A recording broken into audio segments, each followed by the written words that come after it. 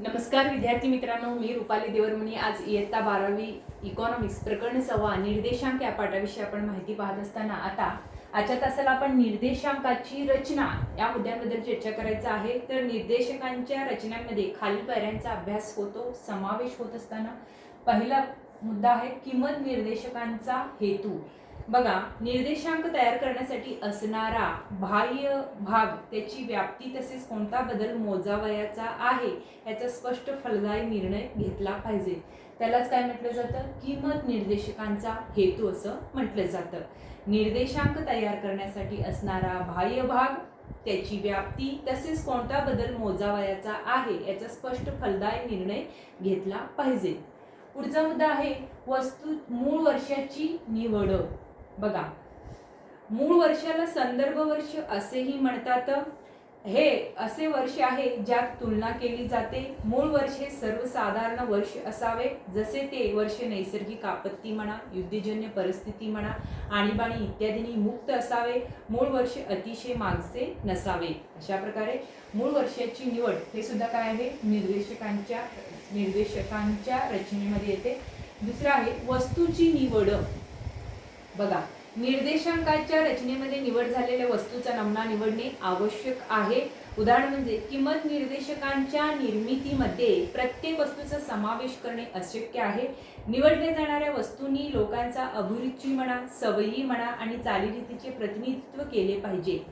याशिवाय चांगले परिणाम देण्यासाठी केवळ प्रमाणित वस्तूचा समावेश केला पाहिजे। अशा प्रकारे वस्तूंची निवडमध्ये निर्देशकांच्या रचनेमध्ये निवड केलेल्या वस्तूचा नमुना निवडणं आवश्यक असून, उदाहरण म्हणजे किंमत निर्देशकांच्या निर्मितीमध्ये प्रत्येक वस्तूचा समावेश करणे असंख्य आहे। निवडले जाणाऱ्या वस्तूंनी लोकांच्या अभिरुची, सवयी आणि चालीरीतीचे प्रतिनिधित्व केलं पाहिजे। याशिवाय चांगले परिणाम देण्यासाठी केवळ प्रमाणित वस्तूचा समावेश केला पाहिजे। पुढचा आहे वस्तूंच्या किमतीची निवड। बघा, निवडलेल्या वस्तूंच्या किमती एकाच बाजारात दुकान परत्वे व स्थान परत्वे बदलण्याची शक्यता असते। निवडलेल्या वस्तूंच्या किमती एकाच बाजारात दुकान परत्वे व स्थान परत्वे बदलण्याची शक्यता असते। म्हणूनच किमतीचे दरपत्रक निपक्षपातीपणे चांगल्या दुकानातून मिळवणे योग्य असते। म्हणूनच किमतीचे दरपत्रक निपक्षपातीपणे चांगल्या दुकानातून मिळवणे योग्य असते। अचूकता राखण्यासाठी प्रातिनिधिक स्थळे व व्यक्तीची निवड करणे गरजेचे असते। अचूकता राखण्यासाठी प्रातिनिधिक स्थळे व व्यक्तींची निवड करणे गरजेचं असतं। आता योग्य सरासरीची निवड, पाचवा काय आहे? योग्य सरासरीची निवड। निर्देशांकाची रचना तयार करण्यासाठी अंकगणितीय मध्याचा वापर केला जातो, कारण तुलनात्मकदृष्ट्या त्याची गणना करणे सोपे असते।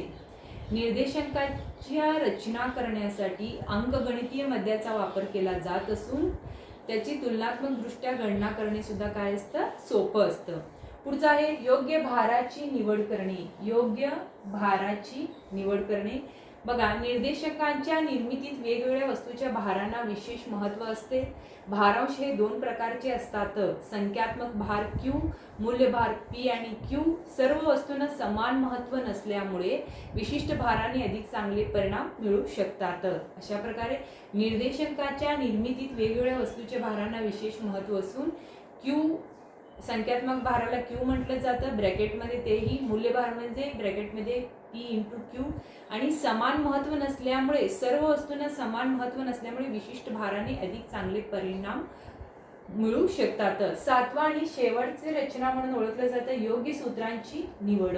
योग्य सूत्रांची निवड। बघा, निर्देशांकाची रचना करण्यासाठी अनेक सूत्रांचा वापर केला जातो, त्यापैकी योग्य सूत्राची निवड केली जाते। योग्य सूत्रांची निवड ही निर्देशांकाचा हेतू आणि आकडेवारीची उपलब्धता यांच्यावर अवलंबून असते।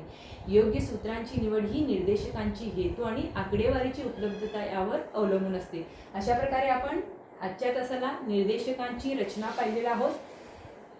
किंमत निर्देशकांचा हेतू पहिला आहे, दुसरा आहे मूळ वर्षाची निवड आहे, तिसरा आहे वस्तूची निवड आहे, चौथा आहे वस्तूच्या किमतीची निवड आहे, पाचवा आहे योग्य सरासरीची निवड आहे, सहावा आहे योग्य भारांची निवड आहे, सातवा आहे योग्य सूत्रांची निवड आहे। तर आता आपल्याला निर्देशांक रचनेच्या पद्धती पाहायच्या। त्यात साधे निर्देशांक आहे, तर त्यामध्ये परत किंमत निर्देशांक आहे, काही गणिताचे उदाहरणं आहेत, मग संख्यात्मक निर्देशांक आहे, भारान्वित निर्देशांक, लास्पेर यांचा किंमत निर्देशांक सुद्धा आहे, याविषयी सुद्धा आपल्याला माहिती पाहिजे आहे. पास्चेनचा किंमत निर्देशक आहे. त्याशिवाय निर्देशांकांच्या मर्यादा हे शेवटचा मुद्दा, याविषयी सुद्धा आपल्याला चर्चा करायचा आहे.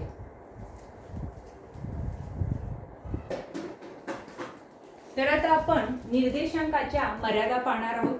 निर्देशांकाच्या मर्यादामध्ये व्यवहारात निर्देशांक फार उपयोगी आहे. आर्थिक हालचालीचा तो वायुभार मापक आहे, परंतु निर्देशांक संपूर्ण खात्रीशीर नाही. त्यावर पुढील मर्यादा येतात. तर पहिला मर्यादा आहे नमुन्यावर आधारित.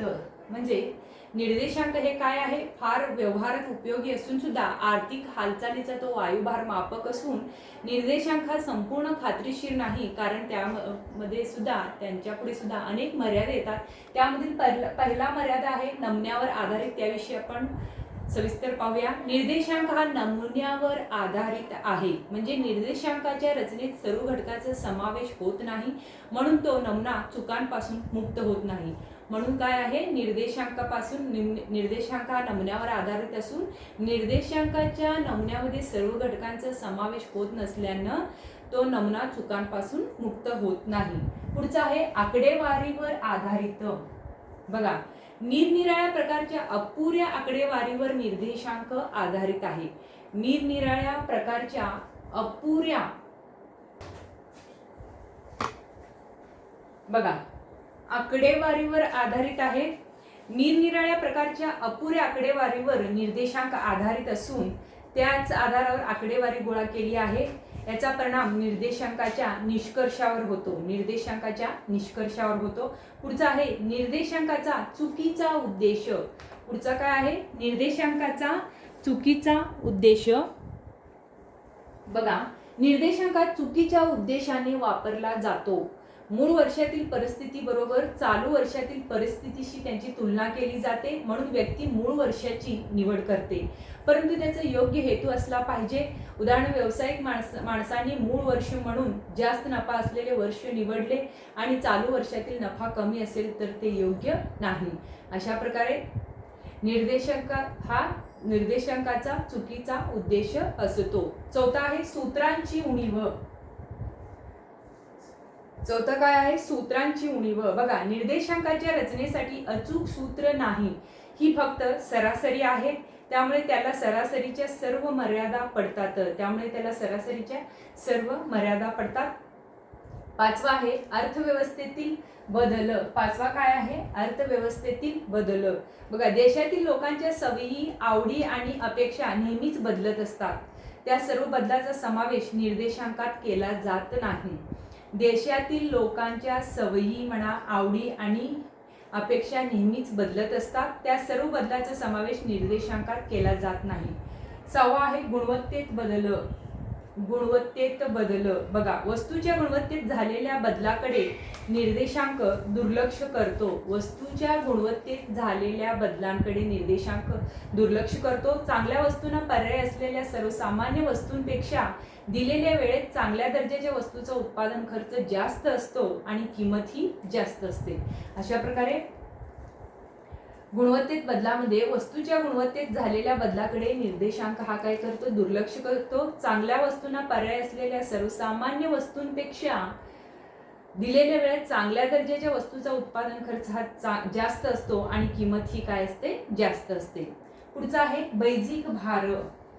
बघा, निरनिराळ्या वस्तूंना दिलेला भार हा बैजिक असतो. काय असतो, बैजिक असतो. त्यानंतरचा आहे, शेवटचा आहे मर्यादित व्याप्ती. बघा, निर्देशांकाला मर्यादित व्याप्ती आहे, कारण एका हेतूने तयार केलेले निर्देशांक दुसऱ्या कोणत्याही हेतूसाठी वापरले जात नाही.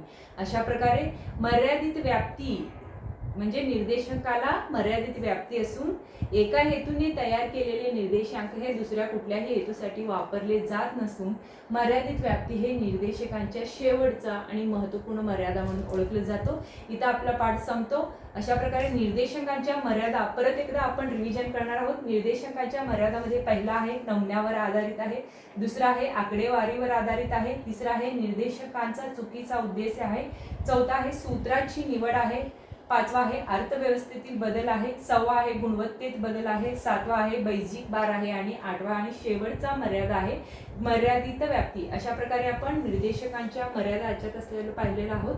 इथं आपलं प्रकरण संपतो. नमस्कार.